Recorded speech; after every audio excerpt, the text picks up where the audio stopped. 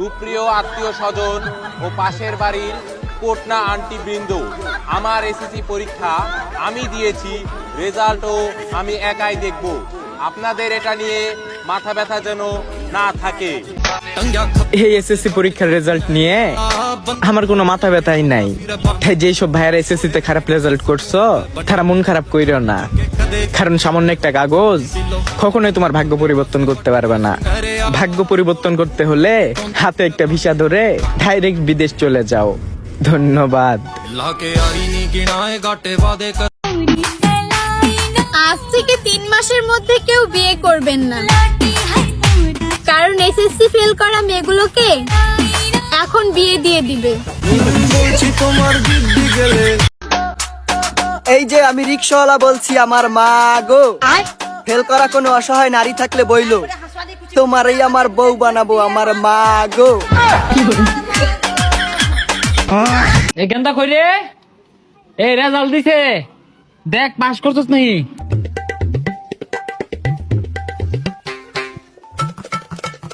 আব্বা, ও বুঝছি, ফেল করছস না। পড়ার নামে খালি বন্ডামি, ফেল করছস ওটা তো আমি বুঝছি। আব্বা, আমি এ প্লাস পাইছি।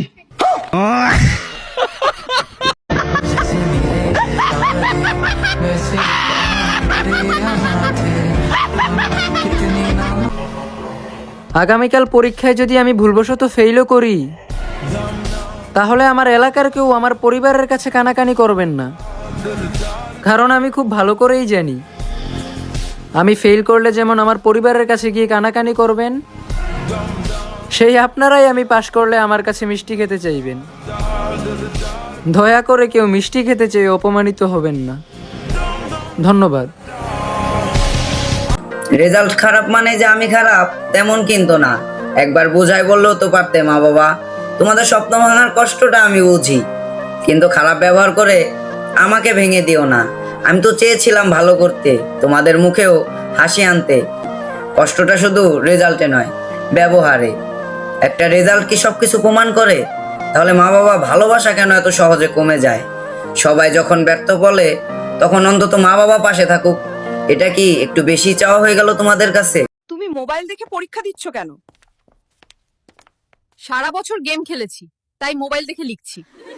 আসসালামু আলাইকুম, সবাই কেমন আছেন? আশা করি সবাই ভালো আছেন।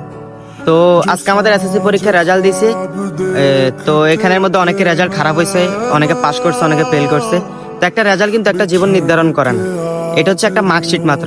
আমার সকল এসএসসি পরীক্ষার্থী ভাই বোনদের উদ্দেশ্যে একটাই কথা, যার রেজাল্ট যেরকমই হয়েছে কেউ ভুল একটা সিদ্ধান্ত নেবেন না, কারণ একটা জীবন একটা রেজাল্টের উপর কখনো নির্ভরশীল হতে পারে না। তো সবার কাছে একটা অনুরোধ, সবাই সতর্ক থাকবেন।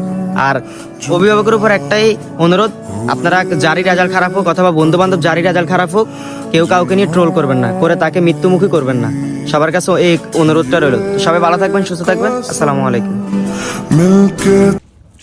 কিরে তুই এই জায়গায় খারি হয়েছ, তোর না আজকে এসএসসি রেজাল্ট দেওয়ার কথা। ও এবারও ফেল। লা ইলাহা ইল্লাল্লাহ মুহাম্মাদুর রাসূলুল্লাহ। আল্লাহ গো রাইটটা ফলে আল্লাহ রেজাল্ট, আল্লাহ গো এ প্লাস চাই না, আল্লাহ গো, আল্লাহ গো গোল্ডেন প্লাস চাই না, আল্লাহ, আল্লাহ গো তুমি ফার্স্ট করাই দিও, আল্লাহ গো শুধু ফার্স্টটা যায়, আল্লাহ করি টিকটক, শুধু ফেল করি রাস্তাঘাটে যায়, আল্লাহ গো, আল্লাহ গো। আলহামদুলিল্লাহ, আমি পাস করছি। Thank you so much for everything মাওলা। ভাই, খালি একবার পরীক্ষায় পাশ করবার দি, পরে কি করবি? গ্রামের মানুষের ইমন স্টোরি শুনামু, সবাই শোনার জন্য অস্থির হয়ে যাবো। কি স্টোরি শোনাবি? আমার দাদাই বিড়ি খাইতো, ওই বিড়ির আগুনে পইরা আমি পাশ করছি। পড়ালেখা করে যে গাড়ি ঘোড়া চড়েছে। স্যার, আপনি তো সাইকেল চড়ে পড়াতে আসেন। যা, তোদের আর পড়াবই না। কাকু জিলাপি কেমন লাগে শুক্রবারে?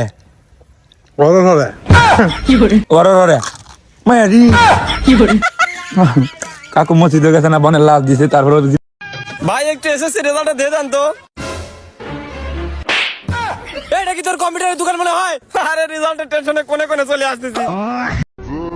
কি গো আমার এসএসসি পরীক্ষার্থী ভাই বোনেরা, শুনলাম নাকি তোমরা আইসিটির যুদ্ধে হেরে গেলা।